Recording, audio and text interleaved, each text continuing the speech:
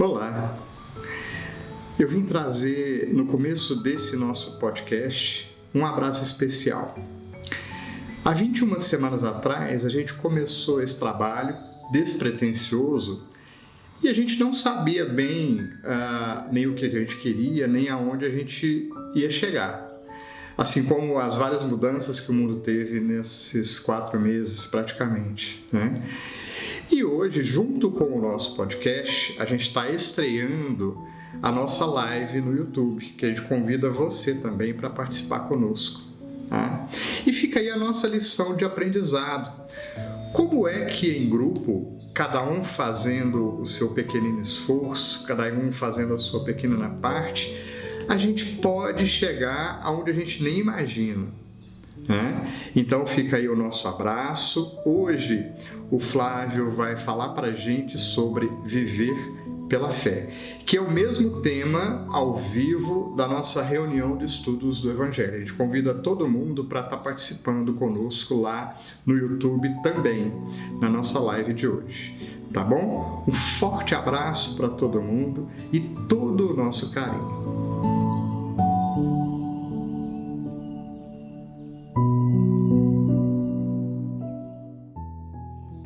Boa noite, bem-vindos a mais um podcast. Trazemos para o estudo dessa noite um tema do livro Caminho, Verdade e Vida, psicografia de Chico Xavier, na palavra de Emmanuel. O tema é Viver pela Fé.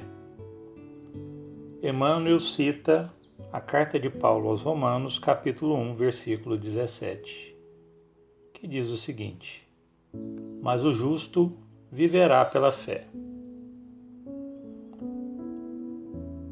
Na Epístola aos Romanos, Paulo afirma que o justo viverá pela fé. Não poucos aprendizes interpretaram erradamente a assertiva. Supuseram que viver pela fé seria executar rigorosamente as cerimônias exteriores dos cultos religiosos, frequentar os templos, harmonizar-se com os sacerdotes, respeitar a simbologia sectária indicariam a presença do homem justo. Mas nem sempre vemos o bom ritualista aliado ao bom homem. E antes de tudo é necessário ser criatura de Deus em todas as circunstâncias da existência. Paulo de Tarso queria dizer que o justo será sempre fiel, viverá de modo invariável na verdadeira fidelidade ao Pai que estás nos céus. Os dias são ridentes e tranquilos? Tenhamos boa memória e não desdenhemos a moderação. São escuros e tristes? Confiemos em Deus, sem cuja permissão a tempestade não desabaria. Veio o abandono do mundo, o Pai jamais nos abandona. Chegaram as enfermidades, os desenganos, a ingratidão e a morte. Eles são todos bons amigos por trazerem até nós a oportunidade de sermos justos, de vivermos pela fé, segundo as disposições sagradas do cristianismo. Muito bem. Emmanuel nos apresenta com exatidão o que é viver pela fé, conforme o versículo descrito pela carta de Paulo aos Romanos. Mas para muitos o conceito de fé está restrito ou circunscrito apenas na execução ritualística que as religiões têm, inclusive na religião espírita. Para aprofundarmos mais no conceito de fé, começamos por buscar essa palavra e o que ela significa nas culturas originárias que erigiram a Bíblia, como também no dicionário. No hebraico, o significado de fé vem da palavra emuná, que tem também outros significados, como fidelidade, firmeza, constância, lealdade, honestidade, agir de maneira a inspirar confiança. No grego, a palavra é pistis, que também tem o mesmo significado de fé e fidelidade. No latim, a palavra é fides, que se traduz como fé ou fidelidade.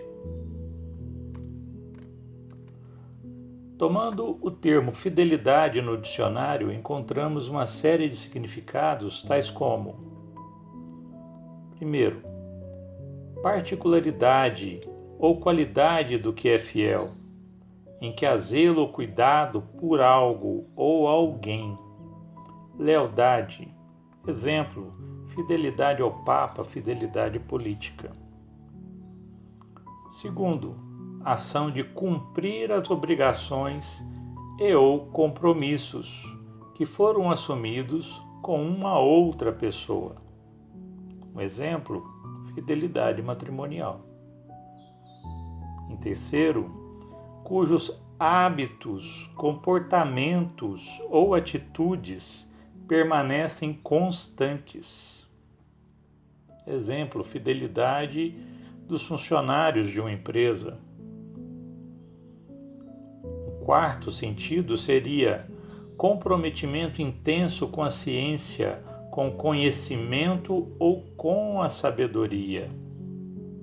Exemplo seria a fidelidade dos estudos científicos.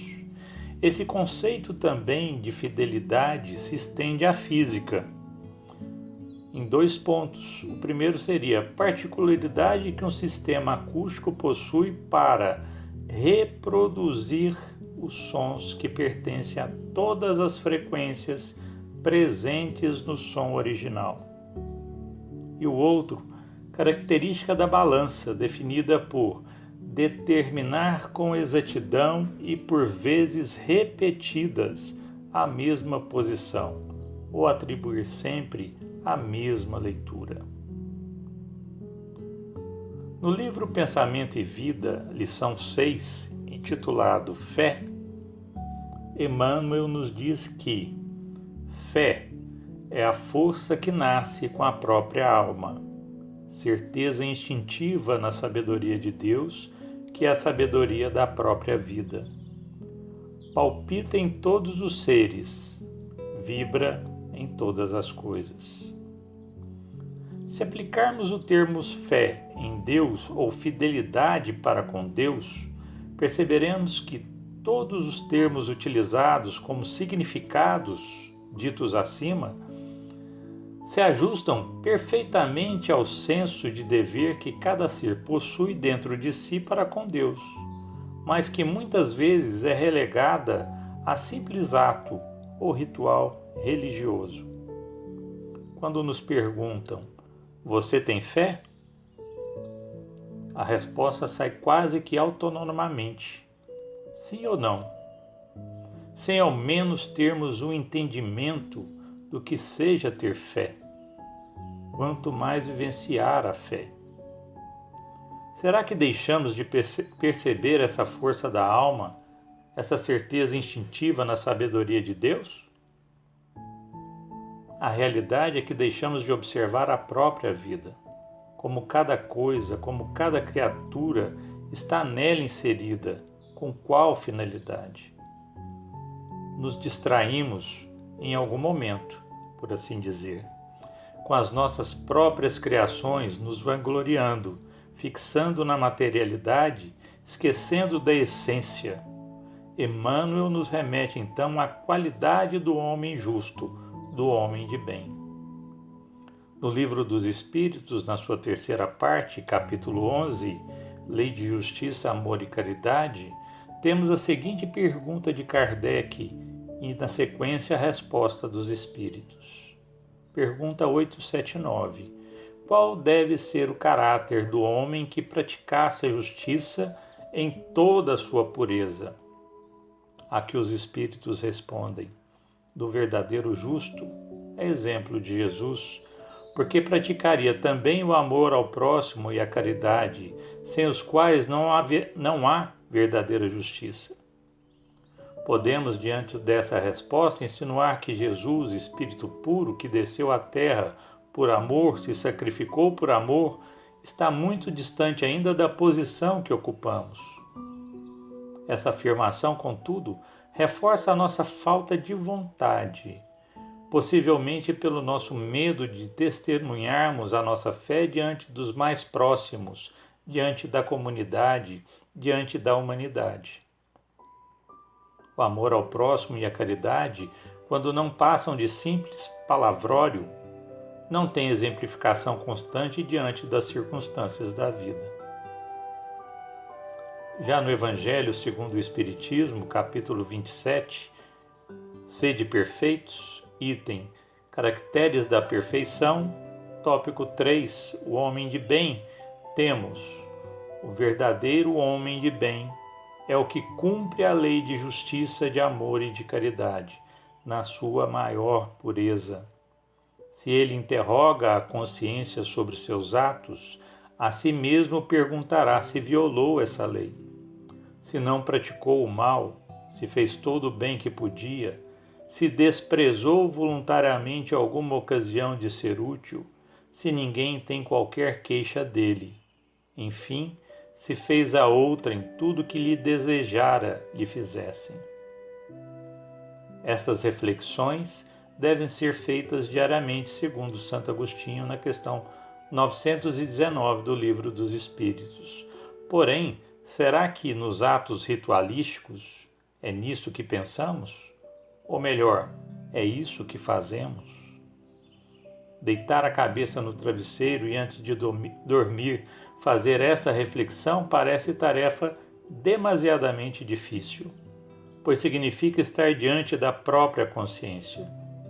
Como na física, reproduzir ou repetir o ato por mais vezes, exercitando a vontade, nos levaria à constância, à firmeza de propósitos, ao exercício da fidelidade, a viver a fé. Continuando, temos ainda: deposita fé em Deus, na sua bondade, na sua justiça e na sua sabedoria. Sabe que sem a sua permissão nada acontece e se lhe submete à vontade em todas as coisas. É nisto que Emmanuel se refere quando nos coloca que, antes de tudo, é necessário ser criatura de Deus em todas as circunstâncias da existência. Nos reconhecer humildemente como espíritos criados por Deus com finalidade, com objetivos que serão alcançados durante a eternidade, que serão desenvolvidos gradativamente em todas as circunstâncias da existência, porque é da pedagogia divina que aprendamos com a sua sabedoria a ser bons, com a sua justiça a ser justos, com a sua sabedoria a sermos sábios. Seremos assim fiéis à sua vontade, quando adquirirmos essa compreensão durante a eternidade. Lógico que virão situações boas e situações ruins.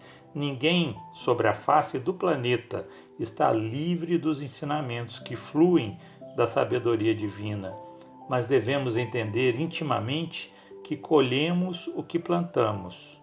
Essa a lei de justiça. No livro Pai Nosso, lição 14, intitulado Fé e Perseverança, o espírito de Meimei conta que 3 rapazes suspiravam por encontrar o Senhor, a fim de fazer-lhe rogativas. Depois de muitas orações, eis que certa vez, no campo em que trabalhavam, apareceu-lhes o carro do Senhor, guiado pelos anjos. Radiante de luz, o divino amigo desceu da carruagem e pôs-se a ouvi-los. Os 3 ajoelharam-se em lágrimas de júbilo e o primeiro implorou a Jesus o favor da riqueza. O mestre, bondoso, determinou que um dos anjos lhe entregasse enorme tesouro, em moedas.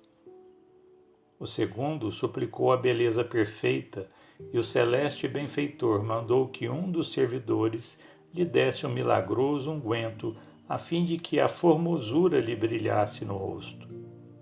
O terceiro exclamou com fé: Senhor, eu não sei escolher. Dá-me o que for justo, segundo a tua vontade. mestre sorriu e recomendou a um dos anjos que lhe entregasse uma grande bolsa. Em seguida, abençoou-os e partiu. O moço que recebera a bolsa abriu-a, ansioso, mas ó desencanto! Ela continha simplesmente uma enorme pedra. Os companheiros riram-se dele, supondo-o ludibriado, mas o jovem afirmou a sua fé no Senhor. Levou consigo a pedra e começou a desbastá-la, procurando. Depois de algum tempo, chegou ao coração do bloco endurecido e encontrou aí um soberbo diamante. Com ele, adquiriu grande fortuna, e com a fortuna construiu uma casa onde os doentes puderam encontrar refúgio e alívio, em nome do Senhor. Vivia feliz, cuidando de seu trabalho, quando um dia 2 enfermos bateram à porta. Não teve dificuldade em reconhecê-los. Eram os 2 antigos colegas de oração que se haviam enganado com o ouro e com a beleza, adquirindo apenas doença e cansaço, miséria e desilusão. Abraçaram-se, chorando de alegria, e nesse instante o divino mestre apareceu entre eles e falou: Bem-aventurados todos aqueles que sabem aproveitar as pedras da vida, porque a fé e a perseverança no bem são os 2 grandes alicerces do reino de Deus.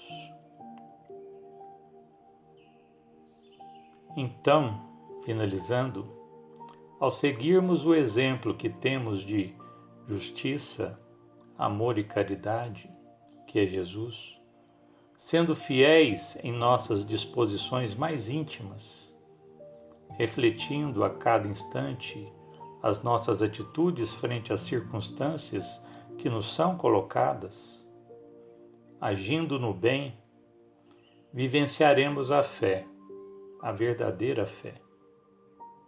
Sabemos que o amor de Deus é soberanamente justo e bom.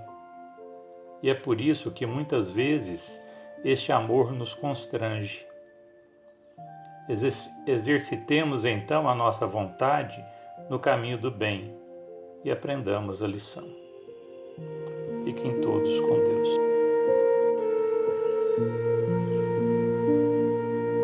Divino Mestre e amigo Jesus, a Ti direcionamos a nossa gratidão e, como nos ensinastes, elevamos todo o nosso sentimento a Deus, nosso Pai, nesses instantes, agradecendo pelas bênçãos da vida, pelas bênçãos de cada instante, Jesus, mas, sobretudo, pelo conhecimento que nos ilumina os caminhos. Gratidão, Jesus, porque hoje podemos enxergar que estás conosco, nos amparando em cada instante das nossas vidas. Estás com a humanidade inteira, Jesus, principalmente nos momentos em que a transição planetária nos chama a atitudes mais efetivas, a escolhas mais decisivas de cada instante. Que a Tua luz, Mestre amigo, fortaleça a nossa vontade para que possamos escolher o bem, para que possamos nos esforçar para escolher fazer o melhor, pensar o melhor, falar o bem a cada momento de nossas vidas.